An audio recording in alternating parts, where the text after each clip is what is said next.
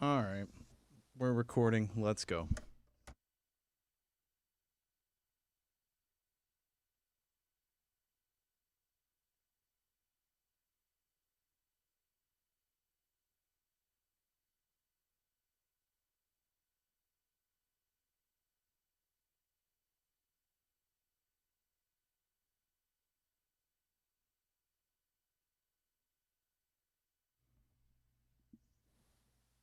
Ben, please stop staring out the window. We have a show to do.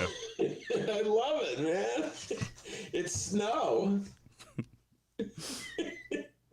How's it going, everybody? Your Benjarovsky show for Wednesday, February 3rd. It's just moments away. But before we get into this, we need to thank our sponsors. Sponsors like SEIU Healthcare, Illinois, Indiana. Play the radio. The Chicago Federation of Labor sponsors. Play the radio. And, of course, today's Benjarovsky show, along with every Benjarovsky show, is brought to you by the Chicago Reader. Play the radio. Make sure make sure you have the record player on at night. The phone. Make sure the kids hear words. Yes, Mr. President, yes. Yes, I voted for him. Yeah, I did. Proud of it, okay? All right, play the radio. Today's song of the day, well, I've never heard of it in my life, but it does come from Frank. It's by Petula Clark, Downtown. Oh, my God. One of my favorites, seriously. When you're lonely, life is making you lonely. You can't always go. Come on, D. Woo! Downtown. Downtown. All the words in the water. He's a albino. Everybody. Downtown. Downtown. Great song, man. Petula Clark. The great Petula Clark. From London. Did you know that, D? No. Hello, D. Did not know that. All right, people are having trouble hearing me. How about now? Can you hear me okay? John, can you hear me okay? He says, speak up, young Dennis. Yeah, speak up, man. All right, that song of the day was pretty good, actually. I've heard worse. Well, that's high praise, D. That's high praise, man. I've heard worse. By the way, sound okay? We'll get into this a little. I've adjusted things a little bit here in the bedroom. I've made an adjustment. Yes. I am further away from the microphone. And that's why Dennis was teasing me. Don't look out the window, because I'm so far away from the microphone and the computer. I can look out the window and I'm looking at the snow and the porta potty and the brown line. A lot of good things to look outside that window. All right. John, where you at, dude? Can you hear me okay? Like to figure that out before we got today's show going. You know what I mean? Take your time, big guy. I'll just have a drink of water, look out the window. Oh, there you go. All right, cool. Damn. Is that good water? Is that good water? I'll tell you what. Say what you will about the city of Chicago, but the water is top notch. I agree. I like the water in Chicago. It's pretty good. All right, for the love of God, John, where are you? Poor John. I guess we're just going to go without him. Hopefully you can hear me okay. The Benjarovsky show starts now. All right, we're good. Thanks, John. Go, Johnny. It is Wednesday, February 3rd, and live from my apartment and his attic, this is the Benjarovsky show.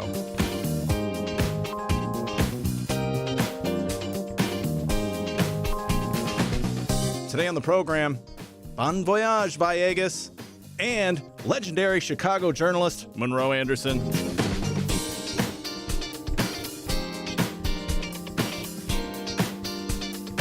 And now your host, Chicago Reader columnist Benjarovsky.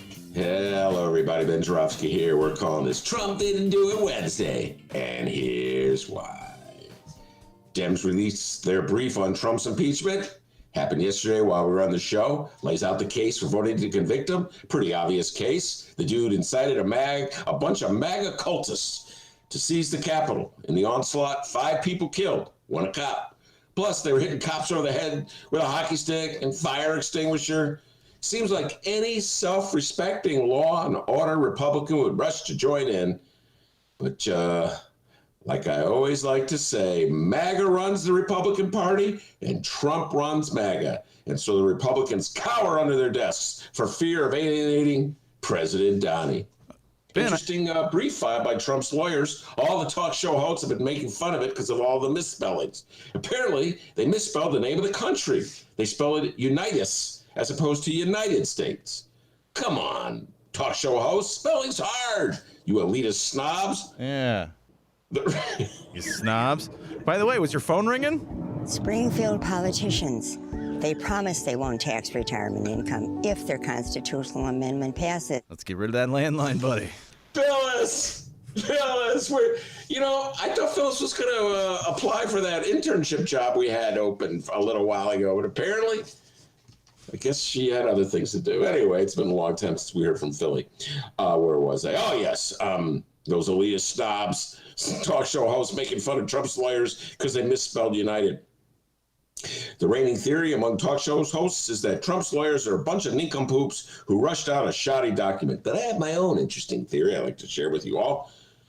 They're really just trying to show how cowardly Republicans are by getting them to sign on to a brief that misspells the name of the country. It's like, what can we do to show just how craven Republicans are? It's a very similar strategy to the one devised by mayors in the city of Chicago. Mayor Daley used to sit there before each city council meeting and go, what really stupid idea can I propose just to prove that aldermen will support any idiotic thing I propose? And so he came up with the idea of selling parking meters that are valued at least $10 billion for $1 billion. And then he watched them overwhelmingly vote to approve it and defend it. Mayor Rahm, by the way, has his own version of that. He goes, I know what I'll do. I'll close mental health clinics in high crime areas just to see how many aldermen will go along. 50-0 was the vote on that one, ladies and gentlemen. So the next time you North Side liberals, all smug and self-righteous, are feeling high and mighty about MAGA, just remember, you voted for Mayor Rahm, and you'll probably still be voting for him, at least like you guys on the North Side. Ben, you're so mean to Mayor Rahm. Ben, he was such a wonderful mayor. Anyway, back to Trump. It's a curious argument laid out by Trump's lawyers. Let me try to see if I can understand it. On the one hand, they say it is legitimate for him to claim that the election was stolen and that he, not Joey Biden, actually won, even though there's no proof at all to substantiate that. But if he believes it, it must be true. Then they turn right around. That's the sound of them turning right around. And they say, but since he's no longer the president, you can't impeach him. You can't vote to convict him. And I'm like, come on. You don't have to be Earl Warren to know you can't have it both ways, Trump lawyers. If Donnie really won, then he's still the president. And if he's still the president in his little make-believe fantasy world in his brain, then we can vote to convict him. It's a legal theory that I just made up this morning while eating some delicious cornflakes. It's called see ya, sucker, ipso no. Just, I don't know. I wanted to say something vaguely Latin. That's the best I could come up with. That was good. Thank you. What can I say? It was over cornflakes. I need some Latin-like. It really doesn't matter what they argue because there's no way, absolutely no way that 17 Republican senators, which is what they need, will vote for conviction. They're madder right now at Representative Liz Cheney than they are at Marjorie Taylor Greene. Yes, Marjorie Taylor Greene is a raving lunatic with anti-Semitic worldviews who stalks David Hogg while he's walking down the street. But at least she loves her President Donnie. And that's all that matters to MAGA. We got a great show today, everybody. Monroe Anderson will be here talking about MAGA and Trump and impeachment and Biden. And he's going to defend Lori Lightfoot. You know, it's hard to find people to defend Lori Lightfoot. And I'm really searching because I really want to have what did Fox call it? Fair and balanced. You know what I'm saying, Dave? It's like, be kind of hard on Lori Lightfoot in the school. But Monroe, okay, from the safety of his sanctuary. He ain't leaving that house. It's like, I think teachers should go. What about you, Monroe? You going to go down the street? No, but teachers, get in that classroom. He's ready to defend Lori Lightfoot. Well, good. That's some new content on the program. We haven't had that in a while. Yes, we need a defensive Lori Lightfoot. Anytime you want to join in a defender, feel free, Dr. D. Anyway, plenty of political talk ahead. Before we do that, the young man from Alton, the man that Lori Lightfoot fondly calls Dr. D, with the news. She may have called me that one time. I don't know. Hey there, Dennis here.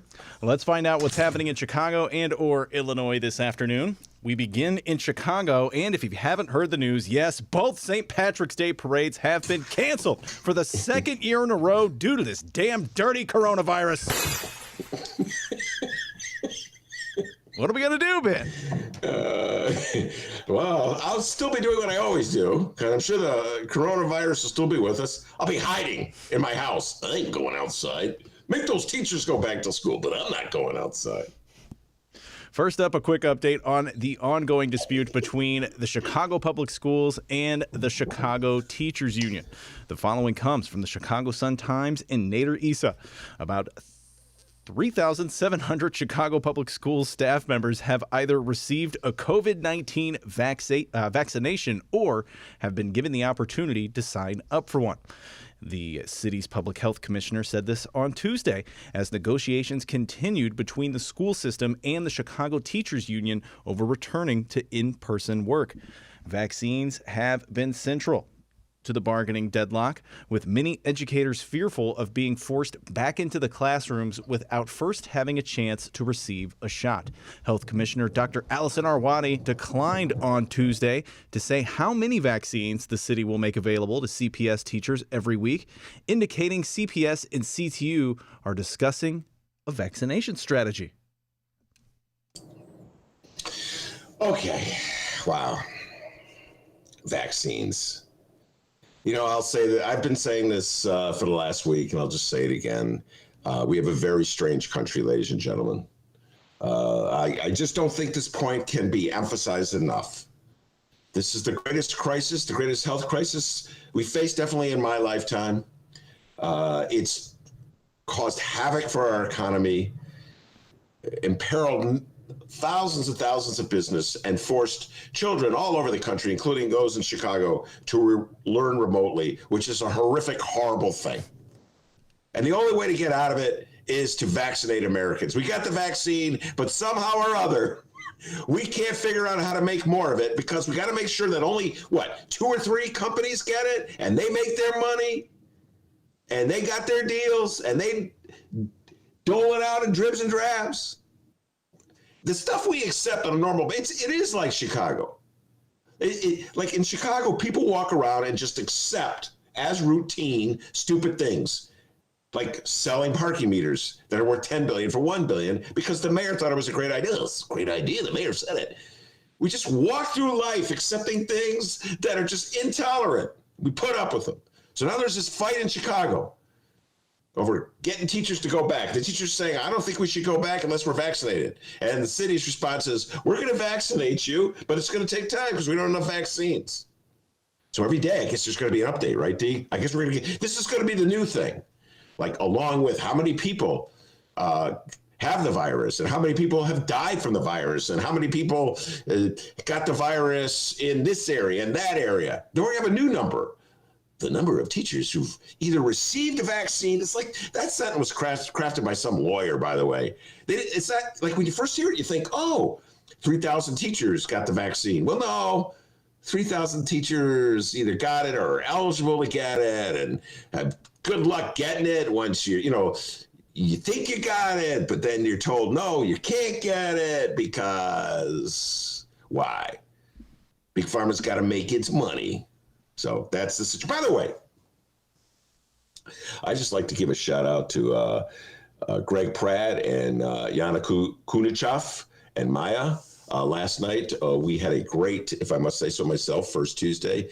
A shout out to Sen, who is the new producer over at the Hideout, who set it up, and he's the one who taught me. I could like back off. That's why I back away. So shout out to Sen. But then I don't know. I kind of like moving closer because the further away I am from the mic, D, the more enticing it is to look outside the window. Yeah, that's not good. That is not good. Sen, you're awesome, but I mean, Ben loves looking out the window. Oh my God! There's a guy going through my garbage. For the love of God, focus, please. Please focus. Oh, sorry, man. But they did a great job. Yana really did a great job, in particular, going through the differences between the teachers and the mayor. And Greg Pratt really took a great deep dive on the political ramifications of it. One of the interesting little side points that Greg made was we talked about J.B. Pritzker's role in all this and how silent. J.B. Pritzker's got opinions about every restaurant on the north side of Chicago, every bar in northern Illinois. And he's particularly concerned about what? What is he concerned about? The convenience stores in Alton. By the way, D, tangent within a tangent. The New York Times had this really super cool, what do they call it? Like interactive Hoochie thing. Oh, really? That's what they called it, huh? Never heard that terminology. A Hoochie Coochie thing. It was so much fun. I spent about half an hour at least going through it. So like you could type in any zip code or any city. Okay, that's the Hoochie. What's that? That's the Hoochie part. Now go on. And then you click go, and it would take you to that district, and you can see how the people that voted in the presidential election in 2020, and then you could compare it to what happened in 2016. I believe they call it interactive graph. Whoa, anyway, whoa. But I like to call it a Hoochie Coochie thing. Oh my God. So at least a half hour, at least. And one of the things, let me look up Alton. Dude, Alton's a lefty town. I'm just throwing that out there. You come from a lefty town. I think it was 75% of the people voted for Biden in Alton. And also you kept this from me. There's a North Alton. You didn't tell me there was a North Alton and a West Alton. There's like all these different. I didn't tell you that there's a top part of a town and a bottom part. Is North Alton as dim-witted as the north side of Chicago? Or is it, north side of Chicago? We really like Rom. He's a great guy. Anyway, I really enjoyed that interactive map. That was a tangent within a tangent. But anyway, so Greg Pratt laid it out. He goes, "Oh, I got this Hoochie Coochie thing, Ben. Now look, you look at it here. I got the graph." All you got to do is type in any zip code.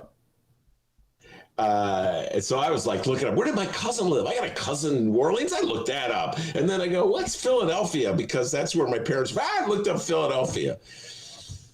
Then all these different areas in Los Angeles. I mean, it was really, you could spend a lot of time on that Hoochie Coochie thing. We got to find a better name for that.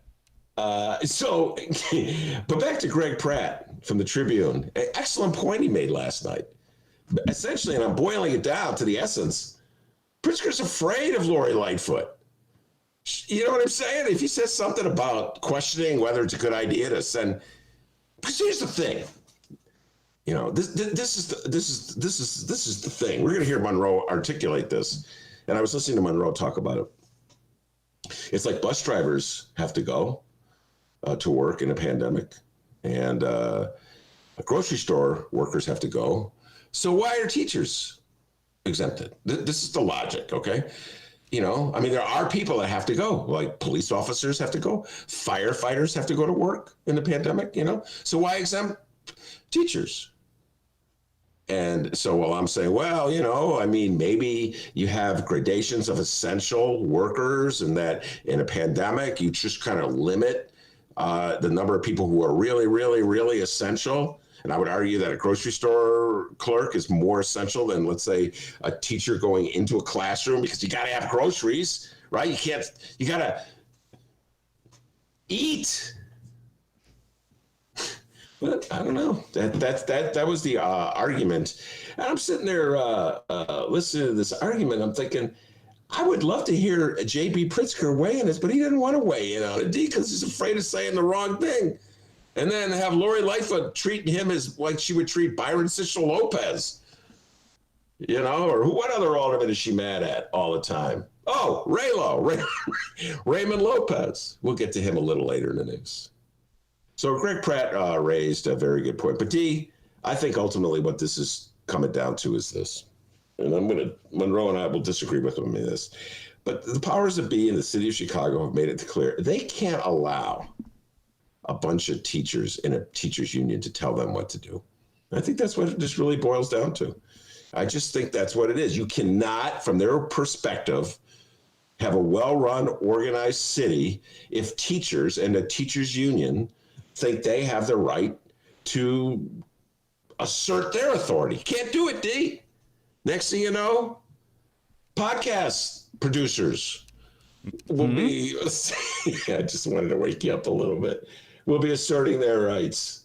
So I think that's really what it is. That's when I was listening to Yana and Greg go through all the issues. I think it's really just the essence of it is like the powers that be that run this city, the civic leaders and the editorial leaders and the corporate leaders, they go like, come on, Mayor Lightfoot, we can't tolerate this anymore. They can negotiate their little salaries, and every now and then we'll give them a raise, but nope. If we say get back in that classroom, you get back in that classroom. So I think that's what it's all about. Anyway, we're going to drop that this Sunday, I want to say, right, Dave? Yeah, it'll be available for download. If you missed it, don't worry. We're going to throw it up for download on Sunday. Yeah, sure. ChicagoReader.com and wherever else you download podcasts. Yes, Brianna, only on the Benny J Show will you hear the term Hoochie Coochie thing in regards to a voting map. That is correct. And John, great question. So what's the actual website? You just called it a Hoochie Coochie thing. Is it New York Times? Great question. It's at the New York Times. I don't know. I have no idea. You go to the New York Times and look up interactive graph. Everybody's always, I have issues with, because like people always say, how do I get to listen to the Benjarovsky show? Remember that, D? There'd be that pause. And I'd be like, how do I tell people? And all these boomers that used to listen to me on the radio station didn't make the transition because apparently they're lost when it comes to a podcast. So I'd be like, how do I? And then it just hit me. Just Google my name. That's all you have to do. So same thing. Google New York Times interactive election map. And boom. You'll get it. Plus, you'll also see what's trending in Google right now. So you'll be hip and know what's like people are talking about. For right now, D, I'll do that for you since you asked. Yeah. You're welcome. All Thank right, you. hold on. Thank you. Here we go. And right now, #1 trending search for Google is something I didn't even know about. Oh, my. The Houston rodeo was canceled. Did you know that? No, I did not. Oh, America. Let me click on it and see what the story is. Yeah, the Houston Livestock Show Rodeo announced the cancellation of Rodeo Houston. Why is that the #1 trending thing? I don't know. People love rodeos, D. And hey, way to go. Although it was a decade late, you're finally catching up on things. That's good. Yeah, They say an old dog can't learn new tricks, but this old dog, I'm backed away from the microphone. Thank you, Sen. By the way, Sen is super cool. He's a jazz saxophonist. Loves Cannonball Adderley. So shout out to Sen over at the Hideout. All right. No public events scheduled for our Chicago Mayor Lori Lightfoot this afternoon. But, she has quite a few private ones going on. Why did that sound dirty? That was not meant to sound dirty. But, Ben, it happened again. Another person who has had to work with the mayor on a daily basis is handing in their resignation to no longer work with the mayor on a daily basis. If you want to talk about a separate issue, there will be a time and a place for that, but you are out of order, sir. I won't just turn the car around. I'm going to shut it off. I'm going to kick you out, and I'm going to make you walk home. I want an answer. It's not something you ignore. I think you're 100% full of shit is what I think. Ben, for the life of me, I can't figure out why. We got to get Raylo back. I think that's, I'm going to reach out to him after today's show. The following comes from the Chicago Sun-Times in Fran the Woman Spielman. The headline reads, Lightfoot's city council floor leader goes public with his resignation. Alderman Gilbert Villegas of Ben what ward? 36. Oh, there you go. Gilbert Villegas went public Tuesday to announce the resignation he had told the mayor about 6 weeks ago. Villegas was promptly replaced by Rules Committee Chairman Michelle Harris, the alderwoman of the 8th Ward, and the alderman of the 12th Ward, George Cardenas, who will serve as deputy floor leader. We have the quote from Mayor Lightfoot. Lightfoot said, quote, Alderman Harris brings years of experience in the city council, including a long history of working within the council to bridge divides and craft resident-focused legislation. I look forward to working with her in this new capacity and continuing to move Chicago forward in a more equitable and inclusive way. Michelle and George are smart, experienced, and respected by their colleagues. They will be a very dynamic team. What does she have to say about Villegas? You know, I looked at combed through that article, not one word. Yeah. I tell you, it's tough working for Lori Lightfoot. Look, the article goes on to point out what we've been talking about a lot, and that is that Lori Lightfoot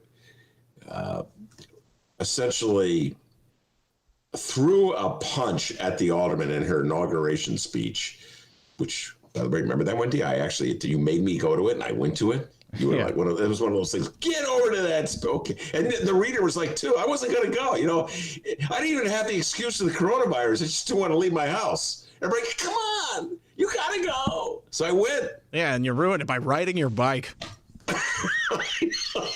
I know. That was different. That was when I went to the city club and rode my bike. Sorry. Like, oh my God, what an old hippie. No, I didn't. It was cold, so I didn't ride my bike. I took the train, and I bumped into I love hanging out with I sat in the press row with the reporters. They were like, who are you? Never seen you before.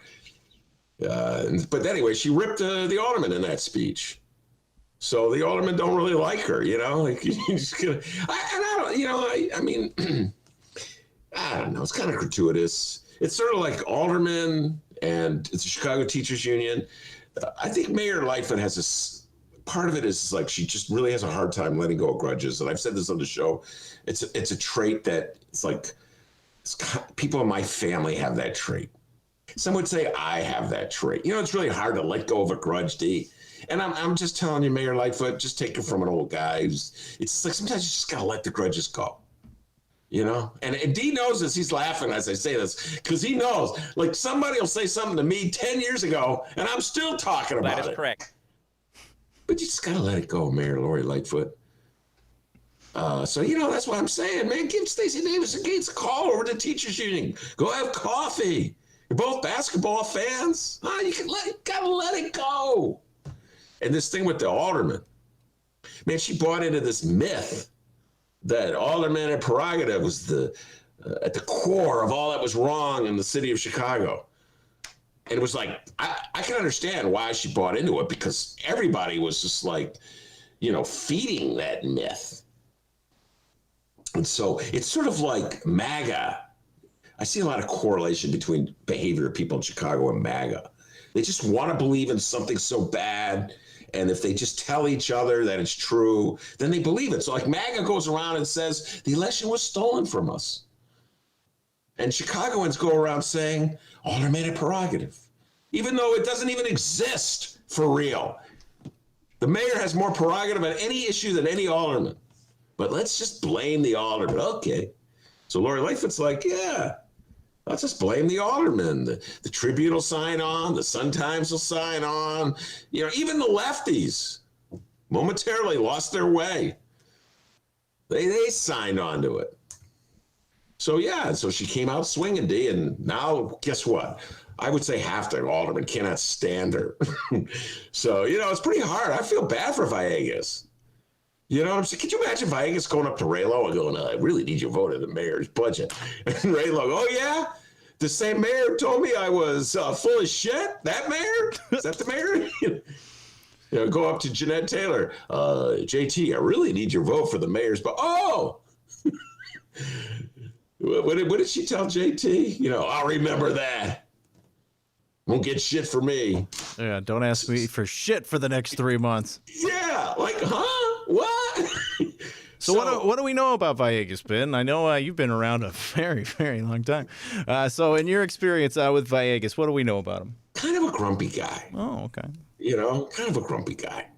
I had him on the radio show. He was on, what was he talking? I can't remember what he was talking about, but he didn't come into the studio. That's why you don't remember him. He was, over a phone interview. And he's just, he's no Kelly Cassidy. You know what I mean? Everybody's like, Ben, you love Kelly Cassidy. We'll get into that a little while later. Yeah, I got my favorites. He's no Raylo. I mean, Raylo and I don't see eye to eye on pretty much anything politically, but I like Raylo. He's fun to talk to. He's smart. He's not afraid to give his opinions about things. So, he's, he was like, we didn't have that spark. You know what I'm saying, D? You've seen it. Me with certain aldermen I get along with. Carlos Ramirez Rosa, really like Carlos a lot. JT, I love JT. There's certain aldermen that they got something to say and they're going to say it. And so I guess it's kind of he plays it close to his vest, one of those kind of guys. But he's as I recall, I think he's a Marine, so he really is big on veterans issues. But I wasn't sure why she picked him anyway. Like, he's not an outgoing, gregarious type. He's not what do they call that? An arm twister type. I don't know why she picked him in the first place, but listen, man, what a thankless job that is. Trying to round up votes for Lori Lightfoot in the city council after she gives an inauguration speech insulting the city council. It's not like Joe Biden. Joe Biden gets along with everyone, right, D? I like Republicans. That's my Joe Biden imitation. It's a better Joe Biden imitation. Come on. Who said that? So it's just funny. It's Chicago right now. It's just kind of a very odd state. Just a lot of acrimony, a lot of divisions, a lot of uncertainty. Be obvious. Much of this, or a lot of this, is brought on by the pandemic. We're all kind of losing our mind as a result of the pandemic. One more time, asserting the absurdity of not having vaccines. We have a solution to the pandemic, but we got to make sure pharma makes its money, so we're going a little slow on that, the distribution, okay? All right. So, D, he's kind of keeps things to himself kind of guy, so. All right, so don't look for another interview with Villegas on the Benjarovsky show anytime Well, it was soon. only 3 years ago that the last one took place. So. And like Ben said, let go of that grudge, would you? And then for those wondering, Ben literally can't remember the name of the station that fired him. He just literally can't remember. I know he says that, but he can't remember. I remember it. It's see you later, alligator. In a while, crocodile. Let go of that grudge, Mayor. Let go of that grudge. It's WC, we love TIFFs. That's what it is, yes. No grudge for me. I got no grudge. I'm grudge-free. It was WCPT 820 AM, where facts matter, by the way. Unless they have to do with TIFFs. And then, let's not discuss that, Ben. Neither Villegas nor Harris could be reached for comment, but Franz Spielman I cannot talk today, but Franz Spielman spoke. That was a little tongue twister there. Spielman spoke with a handful of city council members about Villegas. And according to Fran, the resignation came as no surprise to them. We have the quotes from those aldermen and women, and, well, just men, really, and we're going to read them. People, it's time for another episode of everyone's favorite daily Chicago political soap opera. It's episode 249 of A Mayor and Her Alderman. A Mayor and Her Alderman. Thank God. Science is back, baby.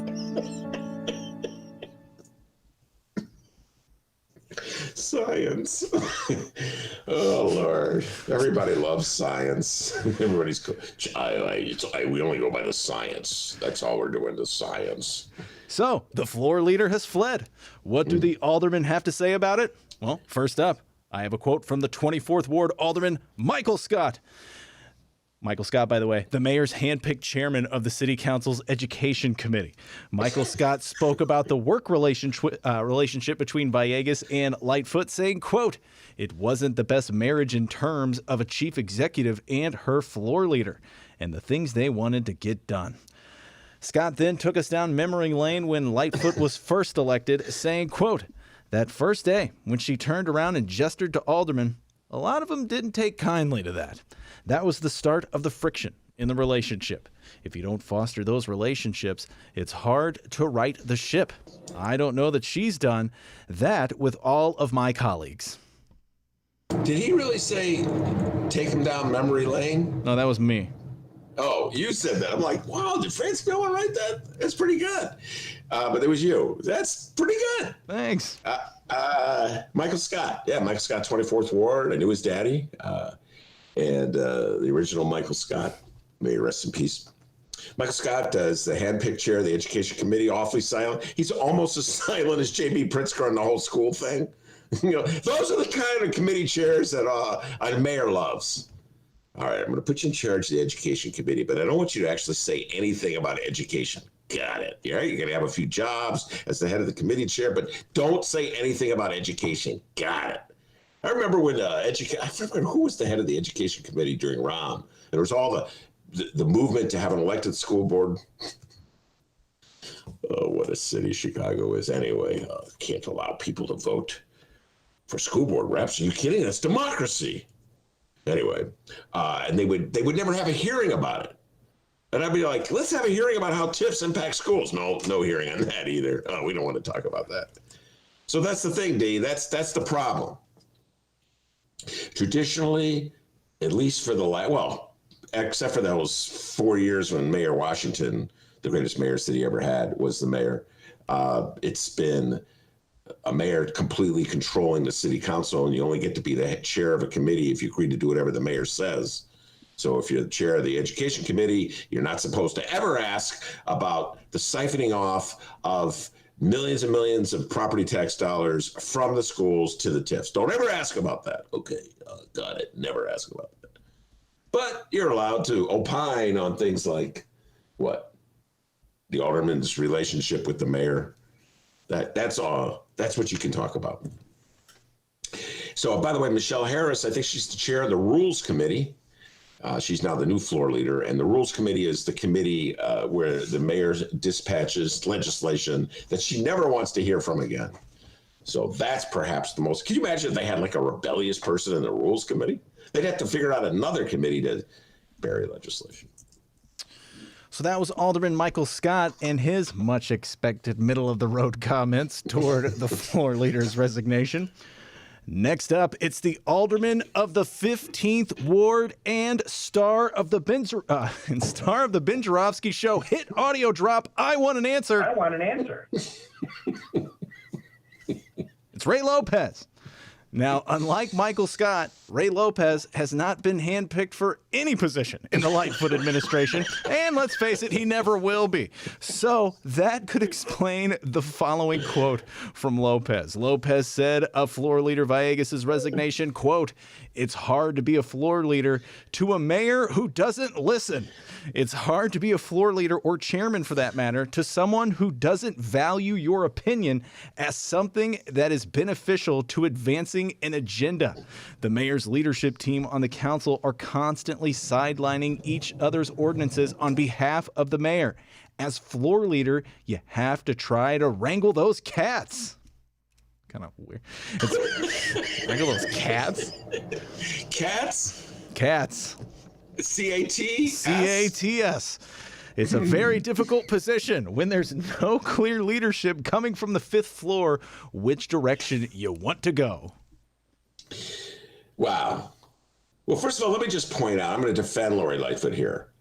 I don't think Lori Lightfoot is any worse or better at listening to aldermen than Rahm Emanuel or Mayor Daley. And I had to just shake my head.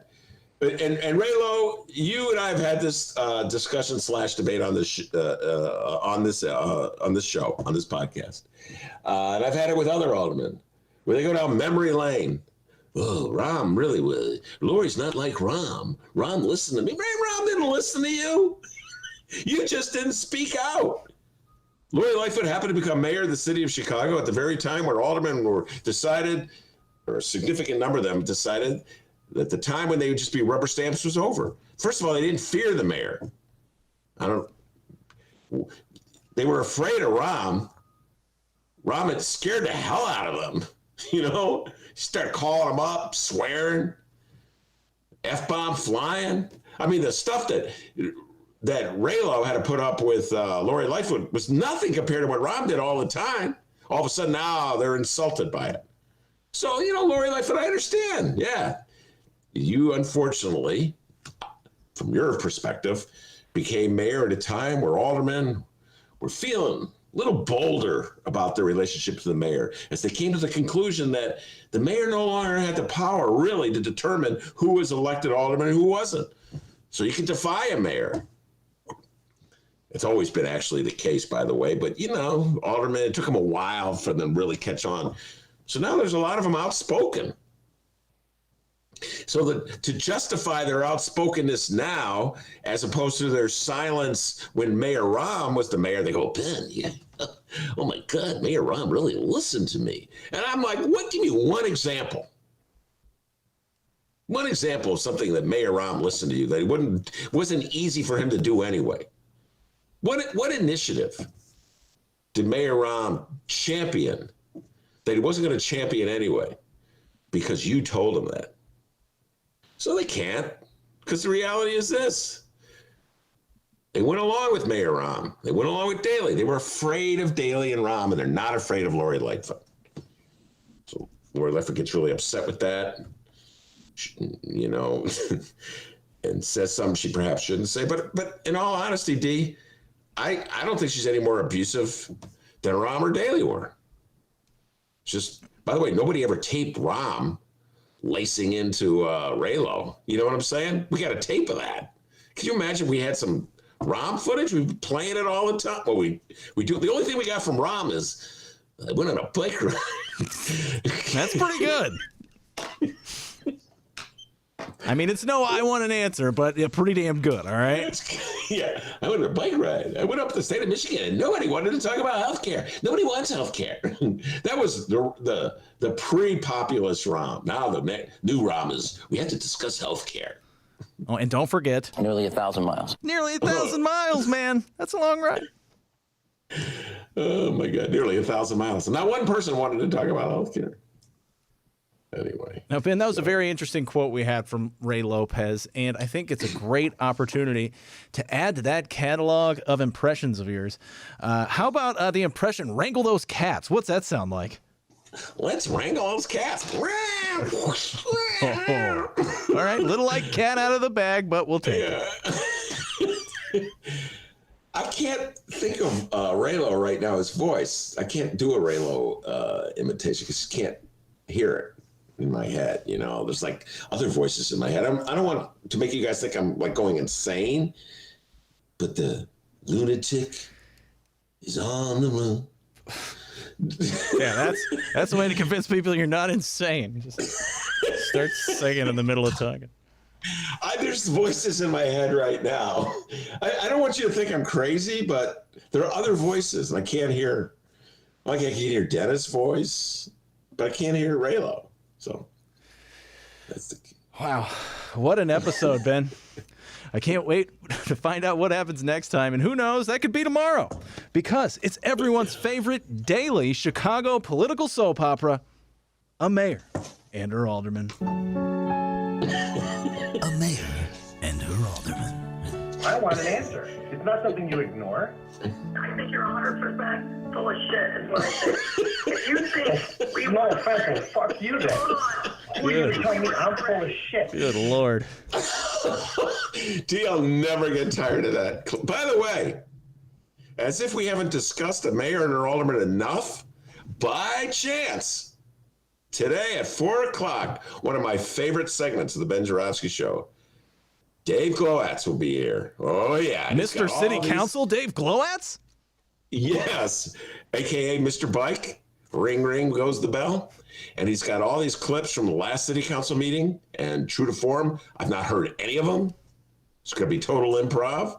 And we hear that great moment in the Benjarovsky show where Dave leans closer to the microphone and says, Dennis, play Lori. And Dennis is like, finally. You made Dave sound like a creep. Finally, a guy who understands podcasting. Like he sends me a tape. Yes. Yeah, much more helpful than D. Play that thing. Still. That Hoochie Coochie thing. Oh, my God. We're still doing that. All right, let's talk statewide news. Illinois Governor J.B. Pritzker's COVID vaccination site tour continues. The enemy is you. Oh, well, that was unnecessary, Governor. Today, he is in Champaign, Illinois. Nothing really to report on that, so let's move on. And people, well, I have a quick confession to make. Before today's show, Ben shared some information with me. And, often on our program, we source the work from one Rich Miller and his Illinois political news blog, Capital Facts. We call him the meanest Illinois political bulldog in the yard. Yeah, and Ben received an email from the bulldog himself. And, well, while I was excited for him, I couldn't help but be taken over by sheer jealousy. I want an email from Rich Miller. But Benny actually reached out to you about your latest Chicago Reader column on the senatorial shuffle happening at the moment with Senator Heather Staines, available now at chicagoreader.com. Ben, please tell us about this email. All right. Well, first of all, I wrote my reader column. I talked about it yesterday at length about the handoff going on in the 7th senatorial district on the north side of Chicago, where Heather Staines just out of nowhere decided she didn't want to be the senator anymore, which creates a vacancy that is filled by the committeeman, the Democratic committeeman from that area. Kelly Cassidy is the state rep for the area. Immediately said that she wanted to be considered for the vacancy, and she is one of those committeemen, so she's going to get to vote. So everybody's outraged. Oh my God, the Tribune is just like fuming, like frothing at the mouth. Democrats acting badly. This is so undemocratic. Not one word from the Tribune about the Capitol Hill siege. What? We really only concentrate on local news, so we're not going to write about that. Anyway, so I wrote a column for the Reader talking about the whole situation and going through some of the history of other vacancies and how they've been filled. I had a lot of fun with it. And so if you want to read it, it's out there on the internet. Have we posted on our Facebook wall? No. Your column? Social networking skills. Oh, dude, we stopped doing that like years ago. Yeah. Anyway, it's out there. Just Google my name. You'll find it. I'm pretty proud of it. Anyway, Rich Miller, God bless him, was a big day for me. He sent me an email, and it was headline. What's the headline? You can't find the headline, but he goes, "You missed one, LOL." And here's what he wrote. The great Rich Miller. Staines' departure may sound like an oddly abrupt decision for someone not being forced out by scandal, but it's commonplace in Illinois. Incumbent politicians often enter re-election races only to drop out after winning the primary or resign after taking office. The day before Staines announced her resignation, Senator Andy Menard, D. Bunker Hill, left to take a job with Governor Pritzker. Yeah, we talked about that one for a while. Do you remember that? Funny how they didn't mention Senate Republican leader Bill Brady resigning midterm at the same time. And D, that's the part of the email that really hit me. I'm like, oh yeah, Bill Brady stepped down. I'm not sure this is like a sign of dementia or something. Did we talk about that at all? Do you remember talking about that at all, D? Bill Brady? Yeah, I believe we talked about that. Do we? Okay. Yeah, I believe so. When I was reading, I'm like, oh my God, I don't remember talking about that. But I do remember talking about Bill Brady, like throwing his hat in the ring. He wants to be considered a gubernatorial candidate. And I was like, well, maybe he's not MAGA enough for the Republicans in the state of Illinois these days, but I hadn't really absorbed it. Yes, thank you, Rich Miller. More hypocrisy from Republicans. The Dastardly Tribune editorial writers frothing at the mouth about Heather Staines handing off her seat to Kelly Cassidy, and not one word about Billy Brady. So I'm like, yeah, let's see what's going on with there. And I did a little search. So it's called investigative reporting, D. I don't know if you've ever heard about this, but what you do, you see, is you type someone's name into Google and you click go. Huh? You too can be an investigative reporter. Thanks. And I discovered that Republican committeeman, the leading candidate to succeed Bill Brady, is a gentleman named Tim Butler, who I'll be honest with you, D, I was not aware of him. He's a state rep from Springfield. So I clicked on an article with him, and I was happy to see something. Article where Tim Butler actually denounced the MAGA rioters. And so I'm going to read this article that I discovered when I clicked on Tim Butler. Bob Morgan, the Democratic state rep from Highwood, said, quote, "Where's the humanity and where is the shame?"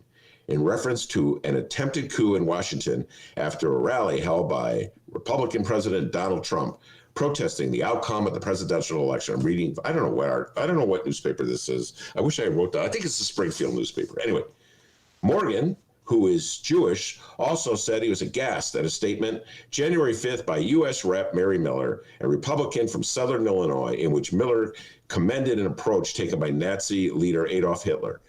Miller later apologized for her remarks. Okay, let me just take a moment here to write a clarification for this newspaper in Southern Illinois. She said, quote, Adolf Hitler was right. It wasn't like commending she literally said those words. And the approach that she was commending was this Nazi approach of taking children at a very early age and filling their head with all kinds of propaganda so that for the rest of their lives you would control them. All right? And her apology sucked. It's just one of the worst apologies I'd ever seen. It was more like blaming liberal reporters and the liberal media for making her apologize. That said, I think apologize should be in quotes. The article goes on. Butler, a former district chief of staff for U.S. Representative Rodney Davis and a former U.S. Rep. Ray LaHood, said, quote, "Not everybody is staying silent. Republicans aren't silent. We just need more of us to speak up. And my Democratic friends, you've got to join with us too." End of quote. I'm like, look, I'm happy the dude stood up. Okay, I really am. Any Republican who stands up. But Democratic friends, you got to join with us too? I can't think of any Democrat who's not denouncing the rioters. It's not like this guy is like twisting it to make it seem like the only people standing up are a couple of Republicans. Yeah, Democrats, we need you to. But anyway, listen, you know what, D? That's glass half empty. I should concentrate on glass half full. At least the dude stood up and said something. So I got to add him to the list. You know how I say it? So, well, you got Adam Kinzinger. I try to list all the Republicans who are like, take a stand against MAGA. There's Adam Kinzinger in the state of Illinois. And then Durkin once in a while, you know, every now and then. All right, I'll say something. He said something about the lady with the swastika on her sign. I had to give him credit for that. I mean, the bar is so low with Republicans. So let me give a little shout out to Tim Butler for taking a stand, and a major shout out to Rich Miller for sending me the email. And D, I'm telling you right now, you know how you always kid me about how I know every alderman in the city of Chicago? Guarantee you Rich Miller could have told you what district Tim Butler's from, who he worked for, what he did before he got this job, and who will succeed him if he is elevated to replace Bill Brady. Oh, I feel an Illinois political trivia contest between Rich Miller and Benjarovsky happening very, very soon. No, first of all, we should reach out to him, bring him on the show. But he would annihilate me in Illinois trivia. Now we get to aldermanic trivia. Well, okay.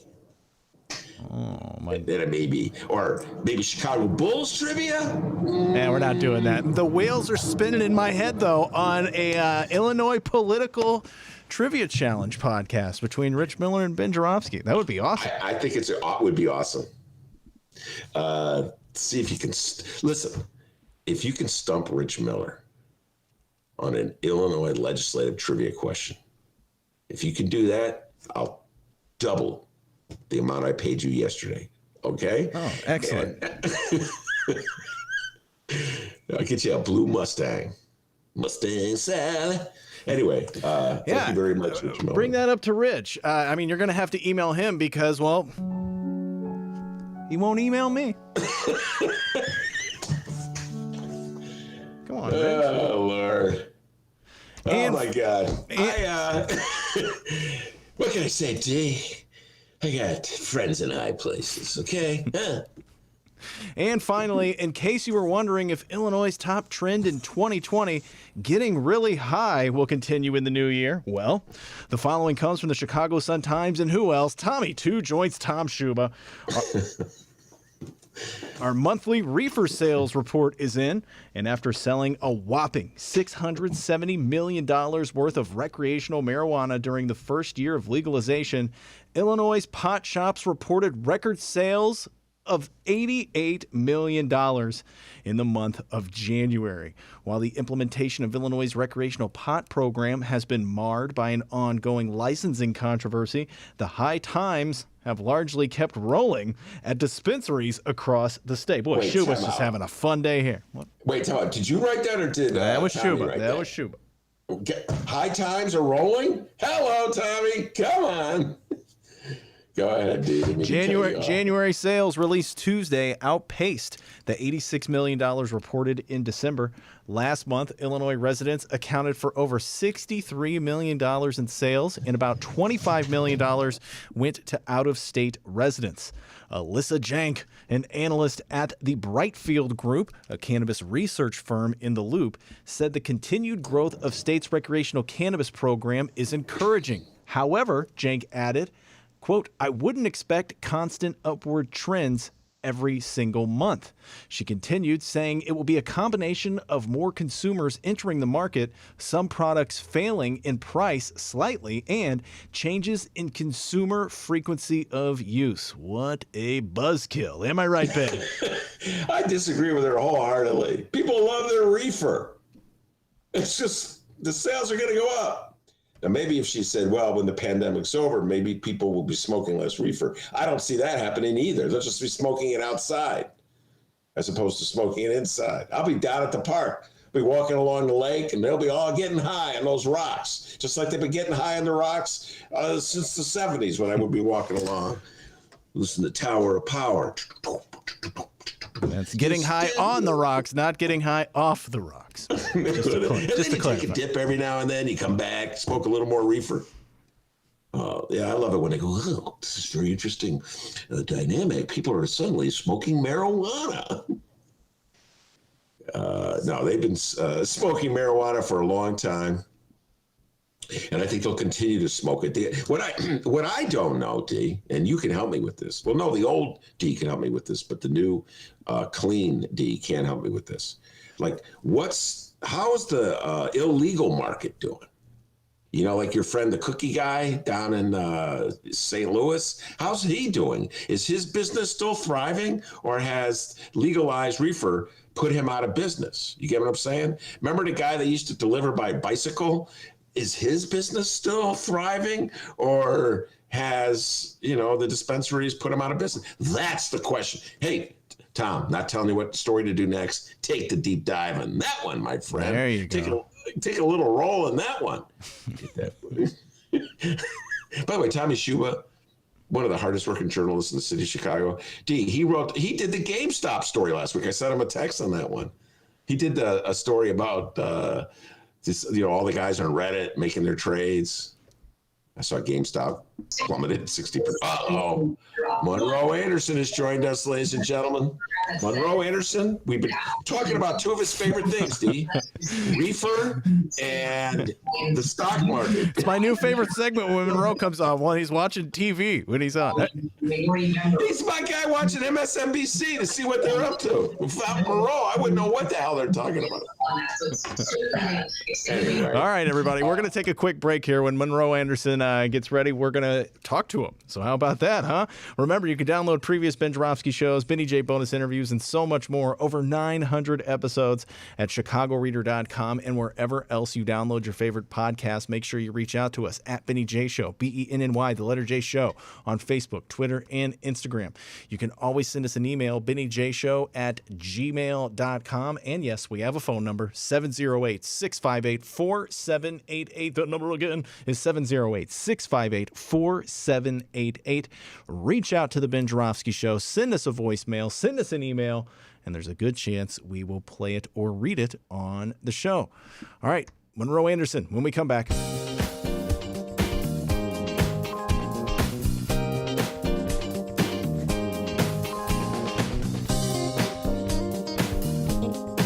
That is correct.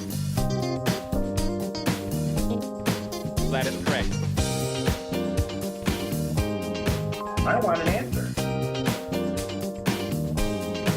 I want an answer.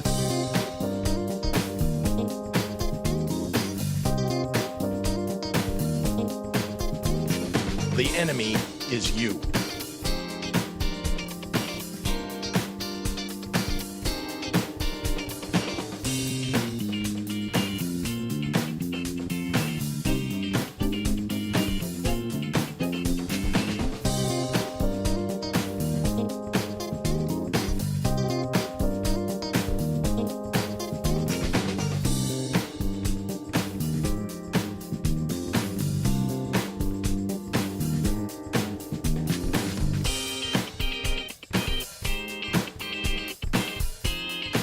I want an answer.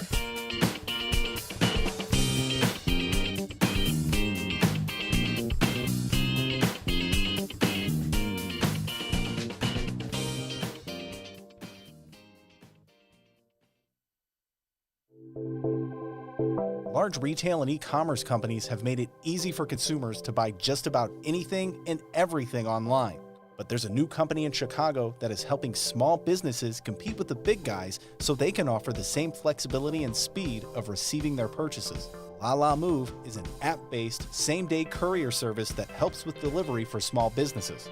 The goal at La Move is simple: help local Chicago small businesses by providing affordable delivery for their customers. La Move merges the rideshare model with courier services to deliver anything from flowers to furniture and everything in between. Right now, La Move is offering free delivery for 1 month. Visit lalamove.com. That's LALAmove.com to learn more.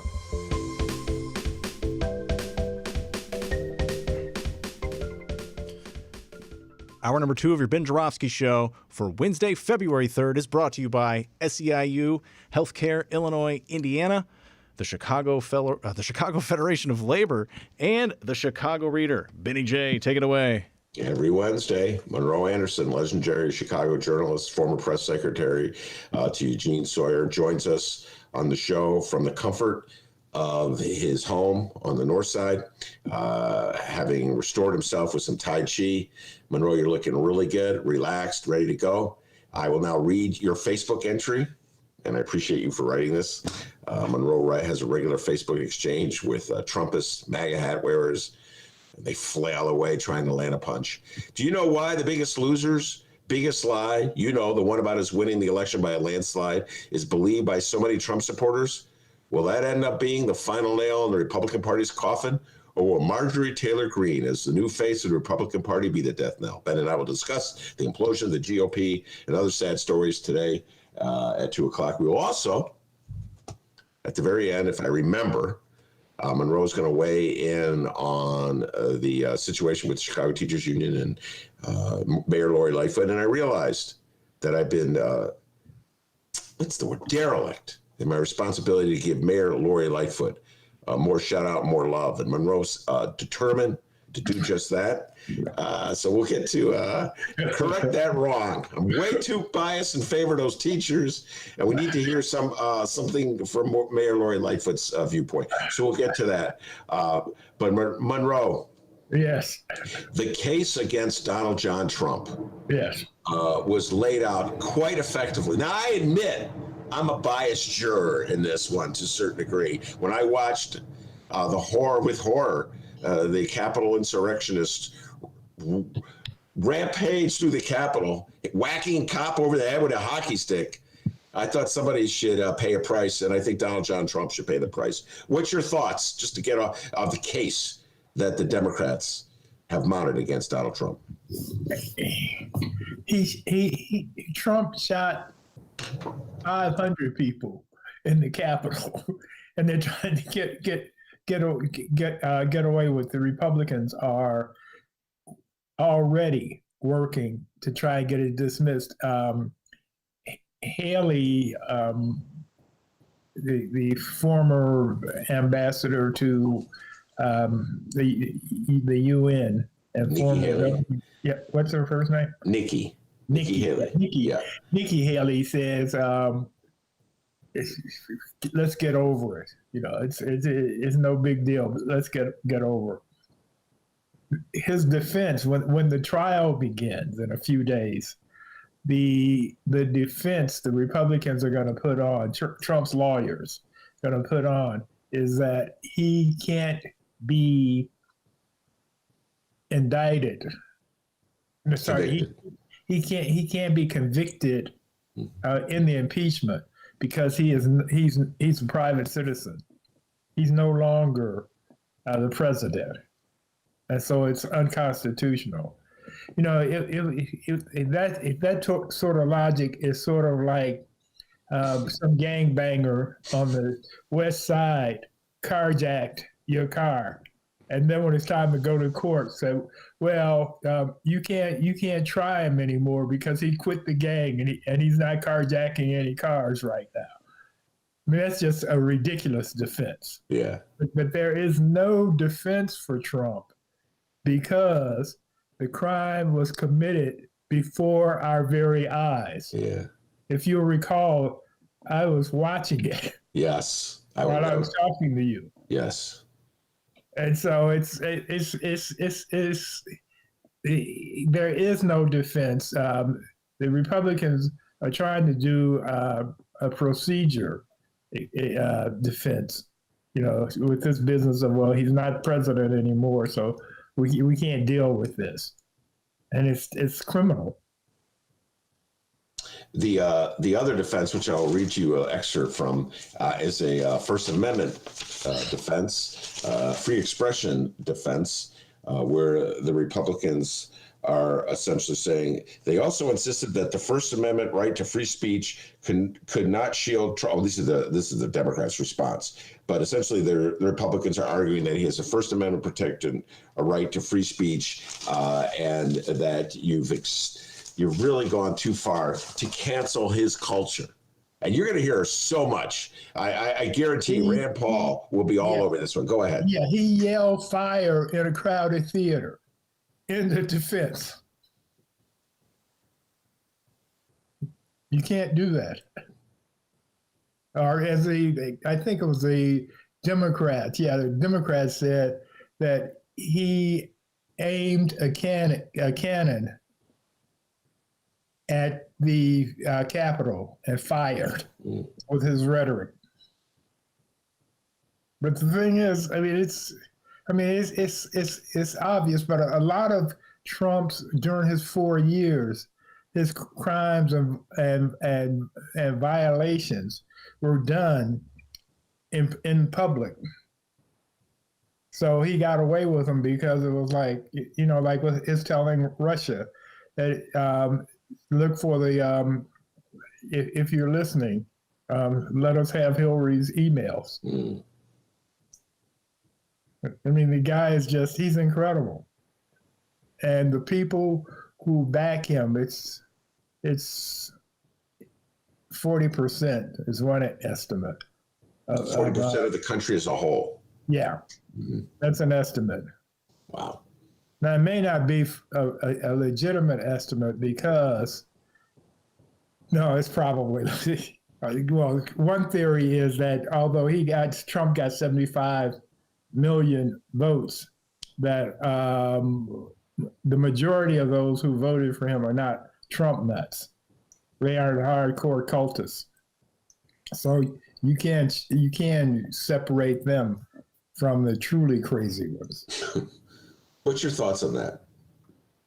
The portion of Trump voters that are out and out cultists, as opposed to you're just random Republicans who love tax breaks. I'd say that it's 25%, not 40% of the country.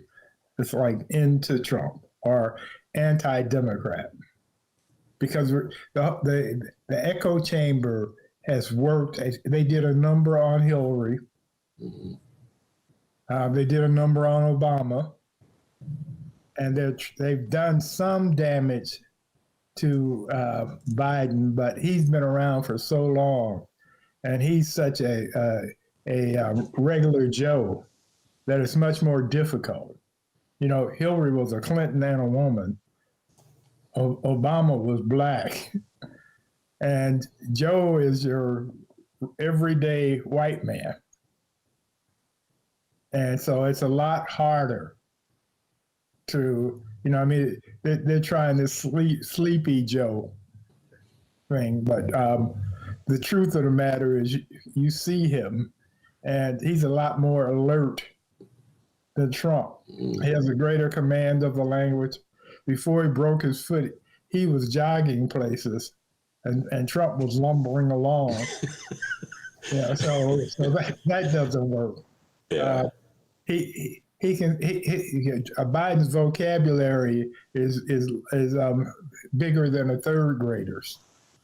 So it's not working. And my theory, I don't know if I said this last week or not, but my theory is that he's going to fade away. Trump's going to fade away without Twitter. And after the trial, he probably won't be convicted because the Republicans are such lapdogs. So he probably won't be convicted. But after they run all these tapes and videos of him, of his riot, his mob attacking the Capitol, and giving the background, the same thing the New York Times did in that 8,000 word piece they wrote. They after they do it visually. But the other thing, though, I think I hope what the managers of the trial will do is call witnesses, and the witnesses they call should be Capitol cops and staff in the Capitol. Just not politicians, but just regular people who were scared to death for their life, and rightfully so. And just let them tell their stories. Yeah, and it'll be largely ignored, by the way, by the Republicans. You mentioned this to me, and I was unaware of it because I was doing the show, but there was a funeral for one of the police officer who was killed at the Capitol, and MSNBC covered the funeral, but Fox did not talk about that. Right. Well, they mentioned it, but they didn't. MSNBC did wall-to-wall coverage of it. Fox had had some footage, but then they went on to when they got to Laura Ingram's show, then they went on to attacking the Democrats about something. I turned because I only turned in to see what they were doing. I check with them just periodically to see if they're going to surprise me and act like a real news organization sometimes, and they don't do that. But what's interesting is the officer that was killed was a Trump supporter. Of course, they didn't know that. They were just beating up cops, trying to kill people. So they didn't ask for his credentials. You know, are you a Biden man? Yeah. Well, I actually, I'll get your thoughts on this. I remember I watched quite a bit of the footage already that Wednesday. You know, after I've said this so many times, after you and I signed off, I canceled my 4:00 interview that I had, and just was like you. I got in front of the TV and just watched it into the night. I had a really hard time sleeping with such troubling images, and then I started watching it on the clips that were on the internet, and the protesters, insurrectionists, rioters, bullies, thugs, the mob, like they were openly contemptuous of the police officers, and you know, I remember Monroe. There was an image over the summer of a white woman, her face to face. This is during all the protests in the aftermath of George Floyd's murder, face to face with a black cop in Chicago, and she was giving him the middle finger. Right. And I found that a very upsetting photo. I think you and I talked about it at length. I don't know if we talked about it on the air, off air, but I just remember having so many conversations about it. I remember having one with you because it's like, I had a problem with it. Like, white people who go so far out of their way at a moment like that and are kind of escaping the reaction, like the reprisal that a black person would get, just don't make it easy. Do you follow what I'm saying, Monroe? It's just like makes it that much more difficult for a Black Lives Matter protester, in my humble opinion. Well, and, you know, the thing is, I think right now, 100 and some people have been arrested from the Capitol insurrection. Hello? I'm here. Yeah. Okay. All right. My screen went blank because I was just wondering, but it's fine. Okay. Anyway, from only 100 and some people have been arrested so far, and they're debating whether they should arrest everybody who broke the law and went into the Capitol. But they're hand-wringing about how that would overwhelm the court system in D.C. Whereas last summer, when you had the Black Lives Matter protest, basically peaceful. There may have been an occasional outbreak of violence, but it was occasional, and it may have been the Proud Boys in disguise doing that, but we don't know yet. But anyway, the arrest record was like 1,600. You know, they got them quick, fast, and in a hurry. Yeah. Whereas they were escorting the MAGA crowd out, saying, "Okay, you guys, you crapped in the place, you took a leak in the place, not in the bathrooms in the halls, but get out of here." And another interesting thing, I don't know if you heard this or not, but the guy who was dressed up with the horns and the fur and all that, the shaman, I guess he called himself, he was arrested. And he went on a hunger strike because they weren't feeding him organic food. Yeah. And so they started feeding him organic food. Okay. Well, you know, this is we're heading into a tangential discussion, but when I hear about things like that, I got kind of mixed feelings. Follow me in this. Okay. I think we may have had this conversation with you. Like, there was that woman who had walked up the steps to the Capitol and then clearly realized going down was going to be a whole other thing. Right. And the Capitol cop was leading her down the steps. Right. You know what I'm saying? And everybody on the internet was like, "Oh my God, if you imagine it was a black person, blah, blah," and they're absolutely correct.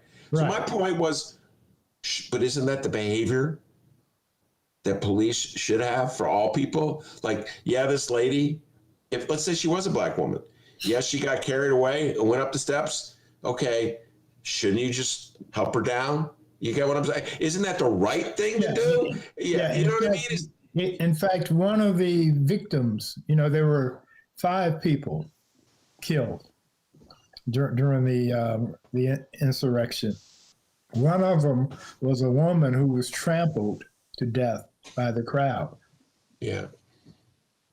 So I mean, it was well, as we saw, it was a bad scene, and so it just boggles my mind that they're trying to say, well, Trump's not responsible for it. Yeah, Trump's not. But by the way, so I think that like a larger debate point is, should law enforcement treat white protesters the way they treat black protesters?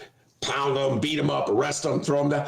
Or should they treat black protesters the way they treat white protesters? Let me help you down the stairs, ma'am. I realize that your knees are bad and you're a little overweight and this is very difficult. I'm going to help you down the stairs. Right. In other words, which one should it be? Should they be nice to black people like they're nice to white people? Or should they be mean to white people like they're mean to black people? That I'm just curious. Do you get what I'm saying? You can go either way with it.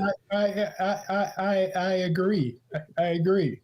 Like, during one of the protests, somebody afterwards says, I'd like for them to treat me like I was white. Yeah. I remember many, many years ago, my father, I really should tell the story. I probably told it to you at a bar or something. Like, he was old. No, that's when you were smoking a joint, and I told you shouldn't be doing that illegally. Oh my God! That's so not true. You guys think Ben talks a lot when he's straight. You should get him when he got a buzz on. That is so not true. Anyway, but he went off on some cop, and he was I forget how old he was, but he just was going down the bend, so to speak.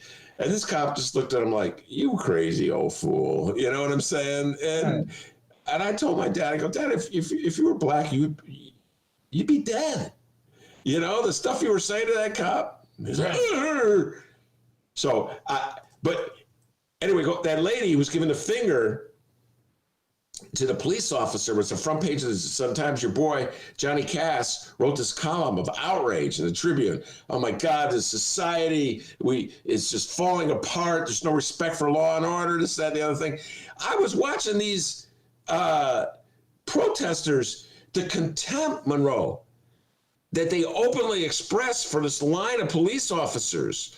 Right. Like right to their face, they call them like, "You punk ass mother beep." You know what I mean? I'm like, oh my God, it's like worse than that lady giving a finger to the cop. Right. I'm like, well, I'll expect to read Johnny Cass about this any day now in the Tribune, about how, but not a word, not a word. Yeah, but the New York state's attorney is suing New York for the way the police treated the protesters there.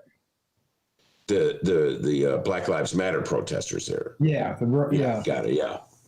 Yeah, she's suing them for their treatment of the crowd because they were dragging people off their bicycles and beating them. Yeah. No, but they totally different. We talked at length. I urge everybody who hasn't heard it already. Troy LaRaviere, a good friend of the show, head of the Principals Association, got arrested outside of Trump Tower, and just the roundup of protesters for that. They were protecting Trump Tower.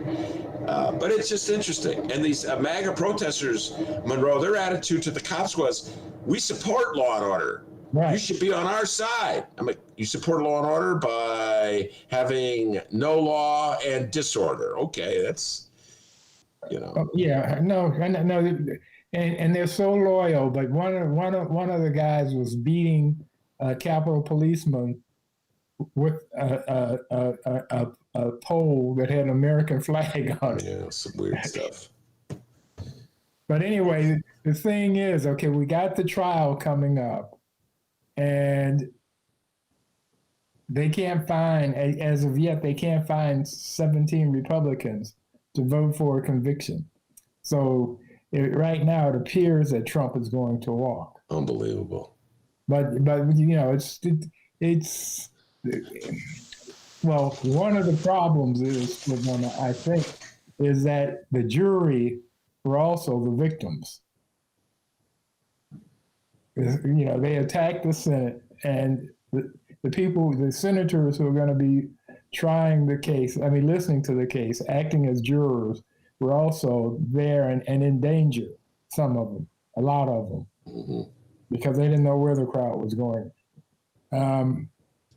And once there's 3 weeks that have passed, so they have some distance, but when the trial commences and the videos start running, and if they have witnesses, then it's going to be a different emotional trip, I think. Of course, the other problem is that the Republicans don't want witnesses. They want a 2-day trial. Yeah. It's similar to the last one they did. They'd be happy with that. Just do it and get it over with. And he's innocent. That's it. Yeah.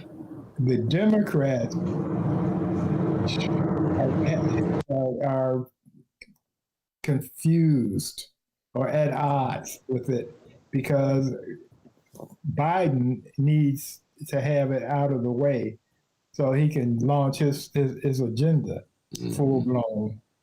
But on the other hand, the Democrats, including Biden, think that Trump should be held responsible for inciting the riot. But they don't want the trial. As long as the trial goes on, that's going to take attention off of what Biden is doing. And so that's the complication in this. So we'll see what they do. We'll see how it plays. By the way, it'll be happening next week when you're on the show. Once again, something will be. We've had the inauguration when you're on the show. We've had the siege of the Capitol when you're on the show. Right. It seems like every year come. Right. Yeah. See, this is why maybe I should quit doing the show because I think I'm bad luck. No, never. As long as I have a show. The election. Never. We had the election, and the Democrats stole the election. You got me through those 4 years of Trump. Every week, come on and predict Trump's going down. I needed that every week. Didn't bat an eye every week. Even went so far as predicted Biden would win Mississippi. Right. By the way, I'm with you. I don't see any chance that the Dems are going to round up 17 Republican votes to convict Trump. Don't see it at all. That 40% that you alluded to of the public, that maybe it's 25% hardcore. But among Republican voters, he's still up at 88%. That's my point. Yeah, they run the party. And so it's political. So if you're a senator, you don't care about getting reelected, which, No, but the problem is even some of those guys who aren't running again, like Portman, are still sort of in the Trump camp. I mean, it's just amazing. That's ridiculous. If you're not running for reelection, right? Vote your conscience. Right. Perhaps ads. That's. And then, of course, there's a situation I haven't been able to follow. Marjorie Taylor Greene. I can't think of a more outrageous congressperson in my lifetime. And I mean, there's all kinds of miscreants who've been in Congress in terms of stealing public money, cheating on their wives, all kinds of. Bad characters, but no one, I can't recall, help me, it just is filled with so much twisted theories in her brain and just emanating so much hatred. Right. The video of her chasing David Hogg, the Parkland survivor. Yeah, who was 17 at the time. Yeah, or 18. I mean, no matter what age he is. He was a teenager. Yeah. So what's the latest with her? You were telling me that the Republicans, the the Democrats could oust her from her committees? Go ahead. Yeah, okay. The Republican committee came up with a deal for the Democrats where they would take one of her committees but let her have the other, because they're trying to satisfy the Trump nuts, but at the same time look like there's some justice to be done. And Mitch wants her out, period, because what the Democrats are working at already is making her the face of the Republican Party. And she's not a pretty face for that, for what she's done. On the other hand, what the Republicans are saying, they're saying that this is not right she was selected. They knew her district, the people in her district knew how she was, and they sent her anyway. And so she represents them, and so they should leave her alone. And what they're saying is that the Republicans are saying that if the Democrats kick her out for her political points of view and her statements, that if they win the House next year, they're going to go after Elon, the Ethiopian. They're going to Somalian. Somalian woman. They're going to go after her and take her off all her committees as a revenge. And so they said, they're saying you're setting a bad precedent here. And I can't think of anything Ilhan Omar has done that's. Well, they claim she's anti-Semitic. I mean, and she said, if you remember, maybe a year and a half ago, she said she made an unfortunate comment. I can't remember what it was. It wasn't anything compared to what Green is saying, but she said something that was interpreted as being anti-Semitic. But this was, and she apologized for it. No, I mean, if that's the way it's going to be, that's the way it's going to be. But you have to make a case. Like here, the Democrats are making a case for the conviction of Donald Trump for inciting a riot. And they have video and footage of him, and he's unapologetic about it. Right. And literally. In fact, we have to mention this because it's happened since last week. But his lawyers quit. Yeah. Who were supposed to be defending him. They quit because he was insisting, they wanted to do the defense, which is shaky in and of itself, of, well, he's no longer president, and he's a private citizen. Mm-hmm. So you can't convict him it'd be unconstitutional to convict a private citizen of impeachment, and you can't put him out of office because he's already off. Yeah.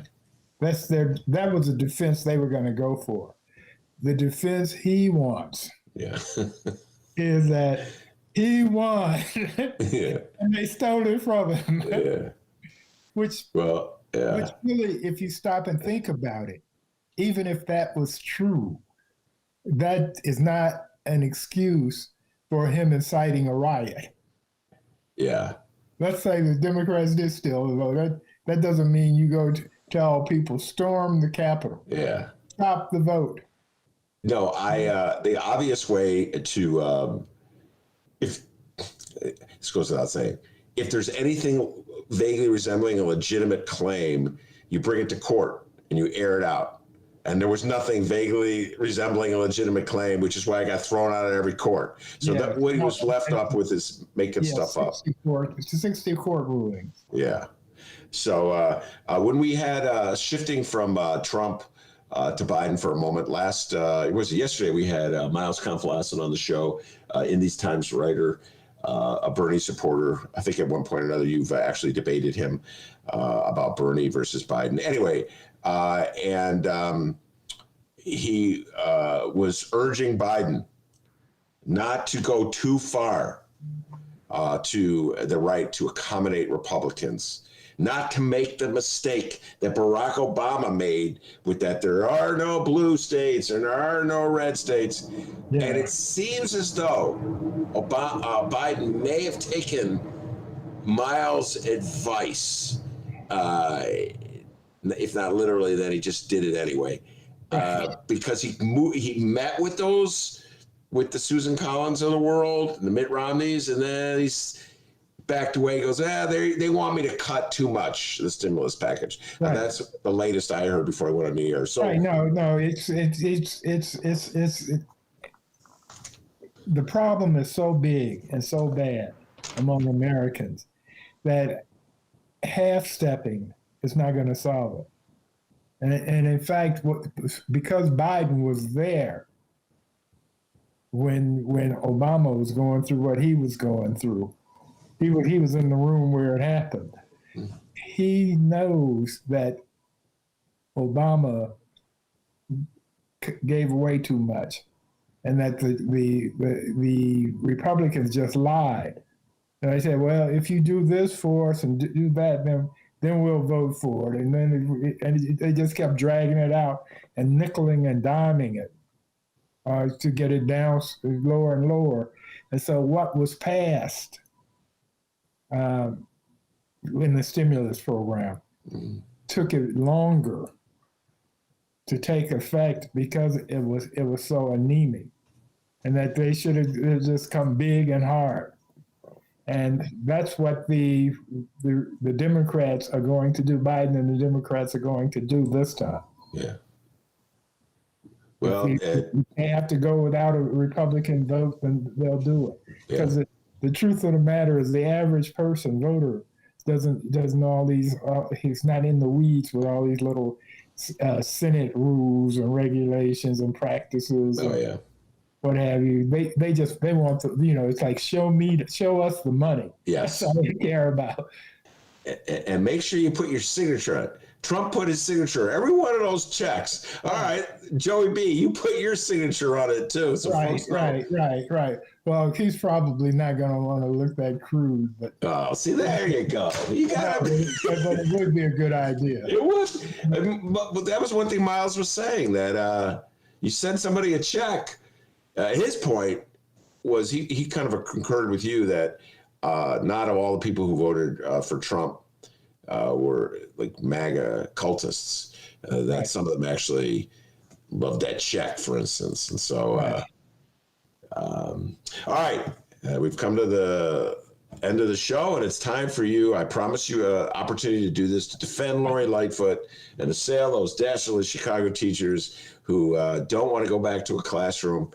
And they've been, just so you know, I've been very pro teachers and critical of the mayor in this one. But you know what? Fair is fair. Let's allow the other side to have a point of view. Well, so the floor is all yours. I'm not the other side. Oh. Nobody wants that. This is what. No.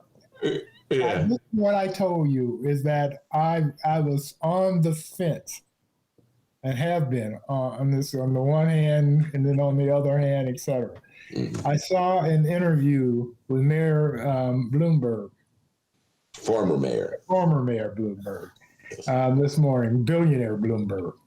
And he says, his argument was that bus drivers, garbage collectors, a lot of city workers are crucial workers, and they're going and doing their jobs, and that there should be no exception made for school teachers, that they should be in the classroom, because this online teaching thing is not working at all.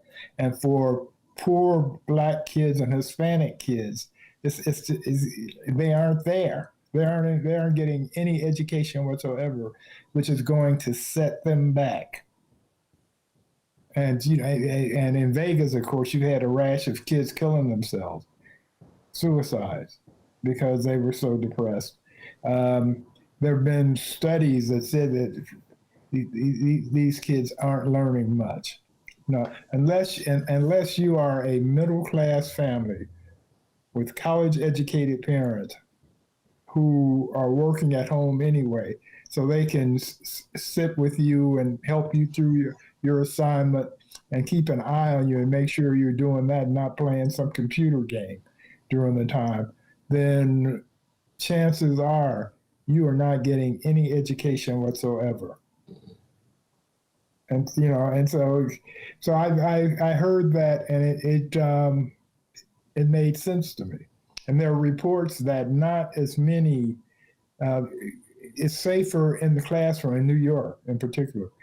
It's safer if a kid's in the classroom than it is out in their neighborhood, as far as the pandemic is concerned, the virus.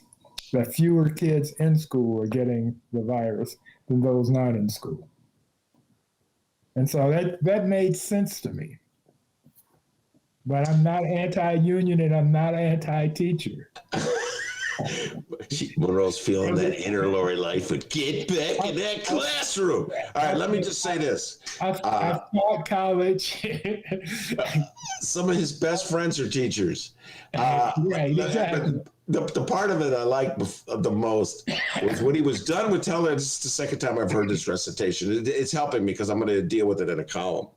But the first time I heard it, he got to the end and he goes, but Joyce, who's like the brains of the family, even though I can't talk her into coming on the show ever. That's how she's the brains of the family.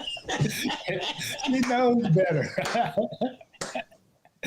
She said, having said all that, Joyce said there's no way, absolutely no way she would send her kids if they were still young and in the house back to school. I said, well, that's all I need to hear. So much for Mayor Bloomberg.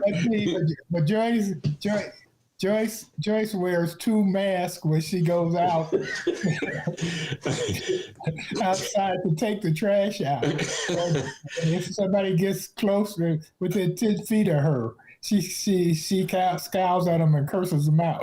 By the way, I also want to point out, Monroe talking about how safe it is in the school. This guy hasn't left his apartment since March. Okay. And I wouldn't be a garbage collector or a policeman or a school teacher. Right. So we'll deal with all this. I'll deal with this in another column. But I had to give you an opportunity to say that because I've been arguing the other points. Okay, knock some of that down if you can right now. The big point I always make. Yeah. And this is the point that will always get lost. Is the social inequities that this have exposed have existed forever. Right. And nobody cared about them. Right. I never heard Michael Bloomberg going on and on about the social inequities in the public schools of this country that mean like the kids of Michael Bloomberg will always have an advantage over the kids of some poor family on the south or west side. I never heard him say a word about that. Right. I never, even all the school choice people who always are going on and on about how, we should give parents choice. That's the thing, choice. I never heard them saying, okay, I'm going to give a parent the equivalent of what it costs to send a kid to Latin or lab, which would be about $50,000, by the way. That's what they charge you. So these freaking hypocrites, the only time I ever hear any of them talk about inequity is when they want to stick it to the teachers union. When this pandemic is over, I'm looking forward to the Lori Lightfoots of the world, the Michael Bloombergs of the world, the Republican Donald Trumps of the world, to join my crusade to spend more money in the classrooms of poor black kids. Go ahead, Monroe. Let me counter that. Okay. Did it ever occur to you that this could be a George Floyd moment? In that, they never cared about it before, but now that they see these kids in this situation, a light bulb has gone off. And they've come to, and I don't know. I'm not making the argument, but I'm posing the question. Well, that is a great question. I think I'm going to steal that line. I'll give you credit for it. Could this be a George Floyd moment? I'm going to steal that in this column, but I'll give you credit for it.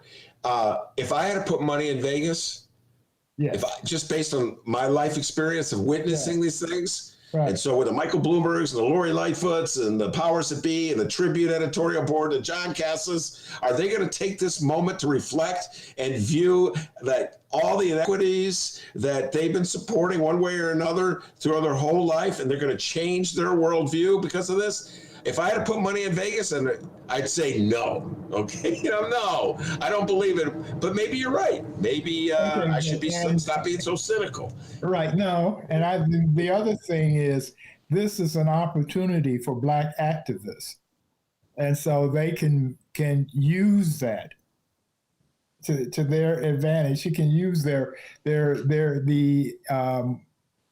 voiced concern among the powers that be and the limousine liberals and everybody that, well, you were concerned about them then, so now here's your chance to do something about it. So it can be useful. I hope that happens. I hope that happens. I don't know if that's going to have an impact, but it will happen. The activists who are not, are not dumb people. Yeah. They will use that. But of course, the first thing this is all happening after. By the way, do you think Michael Bloomberg's had the vaccine yet? Yeah. I don't believe he has an essential job.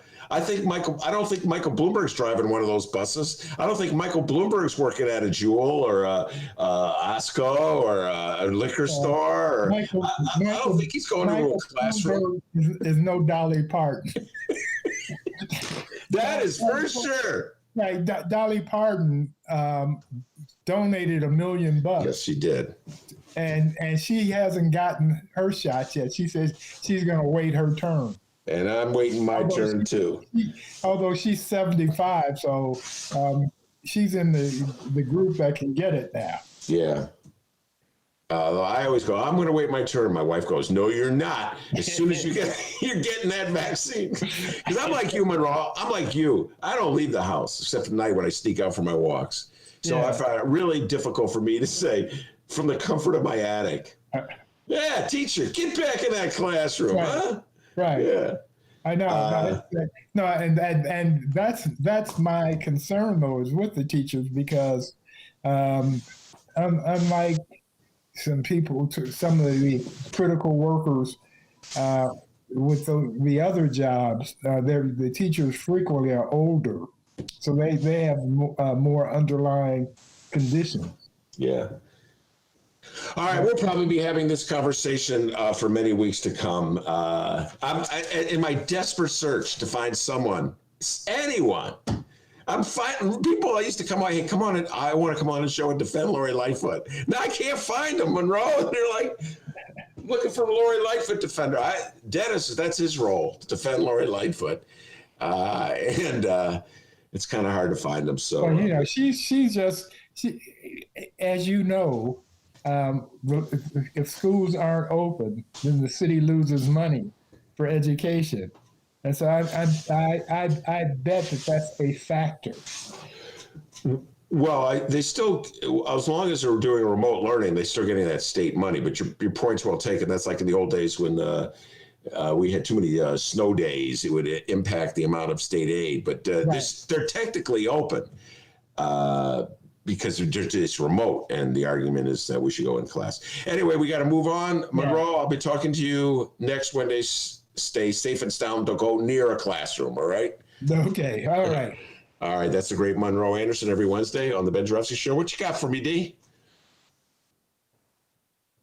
Oh, hey, how's it going? Me? You talking to me? You talking to me, Ben? Dennis? Yes, sir. Yeah, Dr. D. Oh, okay. Well, we do have one quick update. It is breaking news, and I have a feeling you'll be hearing Ben's Barack Obama impression today. The following comes from the Chicago Sun-Times and Lynn Sweet on the DC beat. Still working on that nickname for Lynn Sweet. The headline reads, Obama Presidential Center groundbreaking set for early fall. With a long-running federal review complete, the first pre-construction utility relocation Work for the Obama Presidential Center in Jackson Park will start in April, with preliminary road work and site preparation to begin as early as August. That is from the Obama Foundation and City Hall. Former President Barack Obama, in a video message released on Wednesday, he said, quote, all right, I guess I'll be doing the impression. Barack Obama said, quote, we know that by working together, we can unlock the South Side's fullest potential and help set up our city, our country, and our world for even better years still to come. Mayor Lightfoot said in a statement, and no, I'm not doing an impression of Mayor Lightfoot. She said, quote, with this final step in the review, Chicago is now officially the home of the Presidential Center for our country's first black president. Should have put it on the West Side. That was my position back in, when did this first happen? Like this first debate, was it 2015? I think Obama was still in the White House. Should have put it on the West Side. Look, I lost that fight. And when I argued against putting it in a park, which makes no sense at all, so many Southsiders told me, stay out. Northsider, we want to put stuff in a park. We're going to put it in a park. So that's where you guys want to put the library, the center, whatever you call it, Barack Obama. That's where you want to put it. I lost that fight, D. Although I thought there was still a lawsuit somewhere in the federal courts trying to prevent the center from going in Jackson Park. But I don't know, D. I'm more of the like walking through the park, looking at the butterflies and the birds kind of guy. You know what I'm saying? Oh, yeah, a hippie. Yeah. So it's like there's tons of vacant land. You kind of no. President Barack Obama and Michelle Obama wanted in the park, so it's going in the park. I lost that fight, D, and I'm just going to break some sad news to you, D. I lose many more of the fights than I win when it comes to the city of Chicago. Hate to say it, you know? It's just, generally speaking, it's about a 3-to-1 ratio. If I'm for something, more often than not, that thing is not. That's why I urge people, if you have some kind of cause or crusade, don't come to me, because it's usually the kiss or death. That's what I used to say back in the day when I write those neighborhood news. And the people would say, Ben, nobody else will write about this. All right. Let's go. I'll go down the ship with you. Let's go. Long shot cause. So anyway, Dennis, really love Alton, Illinois, and love the Tasty Freeze. Love the Cookie Man. Great cookies. Love a little reefer every now and then. Oh, wait, is that your Obama? Yeah. Oh, God. What, you think that was just me? I didn't know what the hell that was. Anyway. All right. Very good. Thank you for that update. I appreciate that. You're welcome. Hey, remember, everybody, you can download previous Benjarovsky shows, Benny J bonus interviews, and so much more at chicagoreader.com and wherever else you download podcasts. Over 900 episodes for you to check out. Catch up on some shows you may have missed. If you've seen them all, thank you. But, man, you may have a problem. 900 episodes? You've listened to every single one of them? My goodness, that is impressive, and we thank you for that. Reach out to the Benjarovsky Show. You can do that at Benny J Show, BENNY, the letter J Show, on Facebook, Twitter, and Instagram. You can send us an email, bennyjshow@gmail.com. Leave your name and where you're from if you'd like us to read your message on the show. That'd be great. And finally, you can call the Benjarovsky Show. Yes, we have a phone number. That phone number is 708-658-4788. Once again, 708-658-4788. Reach out to the Benjarovsky Show. And who knows, we may play your voicemail on this very program. I want to thank Monroe Anderson for doing an outstanding job as he does every Wednesday. And of course, thank the man, the myth, the legend, the pride and joy of Alton, Illinois, the man that Barack Obama fondly calls Lightning. That was good. That was a good. That was a good Obama impression right there. That was good. One more time. Lightning. Ooh, hell yeah. Yeah. Give yourself a raise. Take it out of petty cash. See you tomorrow, everybody.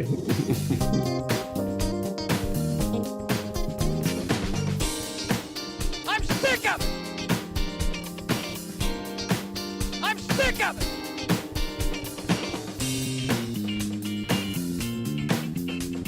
I'm sick of it. Every year we get power